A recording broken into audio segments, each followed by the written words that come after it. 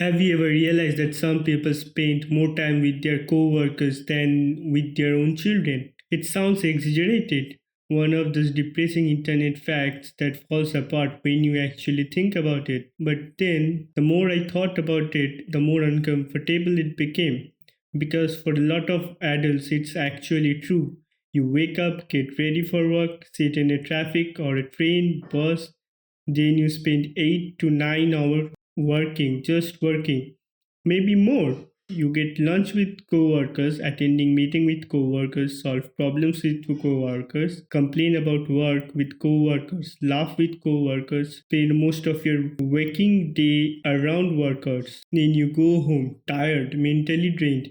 Maybe your kids are already doing their homework. Maybe they are watching TV. Maybe they are getting ready for bed. Maybe they are already asleep. And then again, you will do it all again. There is something about the realization that feels strange. Not because co workers are bad, but because of who we are all doing this for. Most parents are not working because they love spreadsheets or emails or meetings.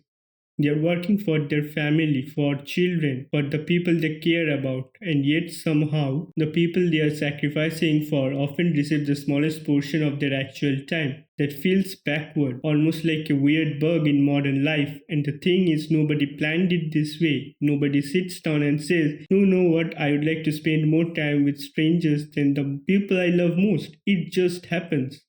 One day at a time, one work day at a time, one exhausted evening at a time, until years go by, and because everybody lives this way, it starts feeling normal. But normal and natural aren't always the same thing. I think that's what makes adulthood so strange. As a kid, you imagine adulthood as freedom, you imagine having control over your life. Then you grow up and realize most adults are constantly negotiating with time, trying to squeeze a life into whatever hours remain after responsibilities are finished. Work gets the best hours, the hours your mind is sharp, when your energy is highest, when you are the most awake.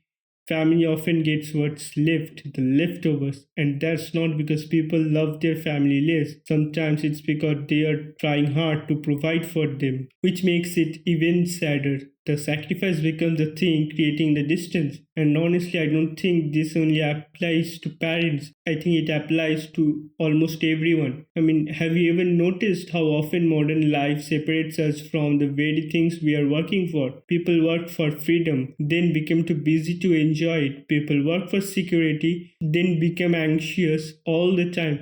People work for their future, then stop experiencing their present. People spend years building a life while barely having time to live it. Maybe that's why so many adults feel exhausted. Not physically, emotionally, because somewhere deep down they can feel the contradiction. They are doing what they are supposed to do, following the rules, being responsible, showing up every day, and yet there is this quiet feeling that something is missing, something important, and maybe the thing is time, not productivity, not money, not success, time. Because when people look back on their lives, they really wish they would answered more emails. Nobody sits on their deathbed wishing they would have attended few more extra meetings. What people remember are moments, conversation, vacations, family dinners, friends, late night talks, the ordinary stuff, the stuff that never seemed important at that time until it was gone. Maybe that's why this thought bothers me so much, the realization that life isn't really made of years, it is made of hours, and we're constantly spending those hours without we notice it or not. Some of them go to work, some of them go to responsibilities, some of them disappear into screens, and before we know it, another year has passed. I don't really have a solution to say for this.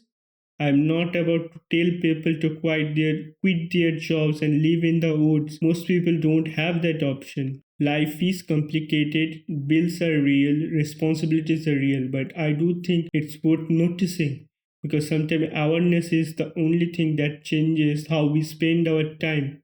The next time you're sitting with someone you love, a parent, a child, a friend, a partner, maybe remember something. Time isn't what we have, time is what we are losing every day, a little bit at a time.